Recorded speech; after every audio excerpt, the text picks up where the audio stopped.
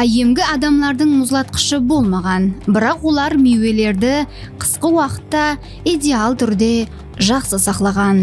Қалайынша, кангина ұсулы бұл айемгі жүзімді сақлау ұсулы болып, әсіресе Орайлық Азияда кең тарқалған. Бұнда лайдан ісленген арнаулы ыдыслар қолданылады.